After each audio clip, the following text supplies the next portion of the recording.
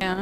Put your hands up for Detroit. Yep. Yeah, Oh. Peter's in. I'm in. Peter Oh my God. Brown is in. You got me, Cage. David Cage, David Cage, with his latest game, Detroit. Totally It's fun. sold. You play as some sort of, you play as the worst character in Heavy Rain, but as an android, a police detective. Can't blame his robotic acting anymore. It's true.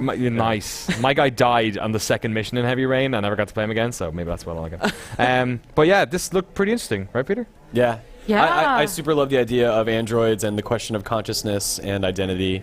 And this obviously is tackling that like full bore. And all of the various possibilities that can play out seem very interesting, especially with the high stakes in the scene they were showing. I was like, there's no way that during this demo they're going to show that girl like get thrown off the roof. No way. And then it happened, but I understand why, because they balanced it out. So like, this is a game that seems very interesting to me, given the themes at hand and the possibilities to explore those like in great depth.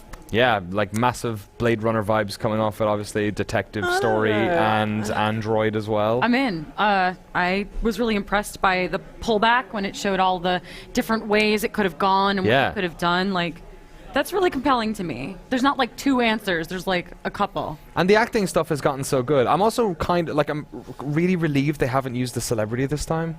Because there was something about Beyond Two Souls that it was like, it felt like it was grabbing me out of it all the time. I was like, Norman Reedus, though, we sure do love that guy. Sure, yeah. Well, that's so far in the other direction. It's like, I know. it's like too much. Yeah, I'm the same as you. I'm like, I feel like this happens every time with David Cage game. I'm like, I'm back in, but I'm back in.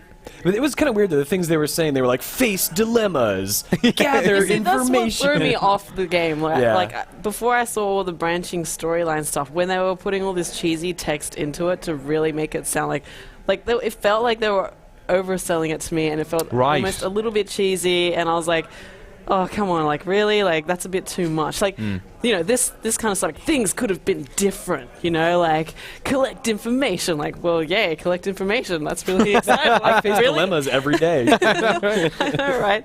But, like, this kind of stuff I thought was interesting, like, you know, going back through, you know, what happened in the scenario and backtracking. I'm interested to see how you actually play the game. Is it like whatever happens, you can't go back? Like, or do you just restart the game and play in, like, many different trees, like, say, I don't know, until dawn? Yeah. That kind of stuff. Yeah, I would like a David Cage game which is actually replayable from start to finish, or it's compelling me to do that, because as much as I love those other games, they're very much like one and done sort of things. Yeah, very interested. Let us know what you think of Detroit in the comments below.